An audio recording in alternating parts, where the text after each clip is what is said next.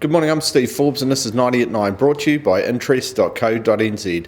This is where you get everything you need to know in 90 seconds at 9 o'clock. With news, US Treasury Secretary Steven Mnuchin has said the next round of tariffs on Chinese imports will be at least a month away as they study the effects they could have on US consumers.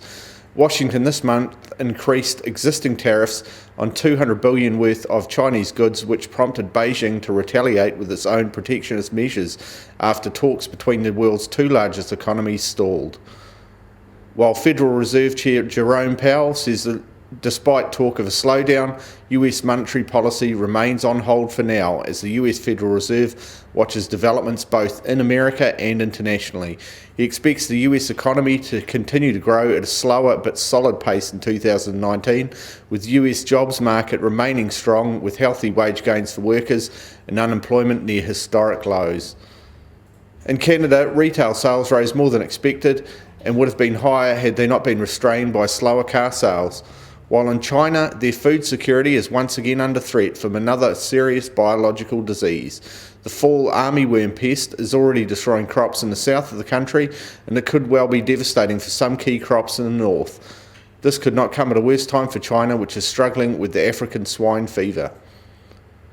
While in Japan, exports fell 2.4% in April, shipments to China fell more than 6%.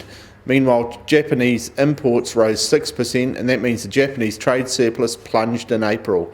Interestingly, Japanese exports to the US rose almost 10%, but their exports to New Zealand fell a massive 27%. While in the EU, new figures suggest Germany may have performed stronger than expected in the first quarter of 2019, posting a growth rate of 0.4%. That's despite a slump in manufacturing and concerns in the EU about the ongoing trade conflict between the US and China. But growth in Germany is still forecast to slow to 0.5% this year from 1.4% in 2018. While closer to home, the value of construction work in Australia is on a rather steep downward track. In the March quarter, it was down more than 10% below the same quarter in 2018. For the full year to March, the early gains have evaporated, leading the way down in engineering construction, down 16% over the year. The US 10-year Treasury yield is down 4 basis points to 2.39% today so far, and their 2 to 10-year curve is now at 16 basis points, and their negative 1 to 5-year curve has pushed out to 18 basis points. Our Aussie government 10-year is at 1.61% and down 5 basis points since this time yesterday.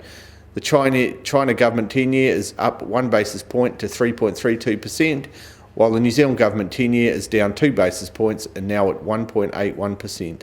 Gold is up $2 this morning to $1,276 an ounce. US oil prices are also sharply lower today, now just over $61.50 a barrel, and a drop of more than $1.50, while the Brent benchmark is just on $70.50 a barrel. This was probably pushed lower by an unusually large rise in petrol inventories in the US. The Kiwi dollar is still at its new lower level of 65 US cents. On the cross rates, we're at 94.4 Aussie cents. Against the euro, we are soft at 58.2 euro cents, and the TWI5 is now at 70.2. I'm Steve Forbes, and that was 90 at 9, brought to you by interest.co.nz.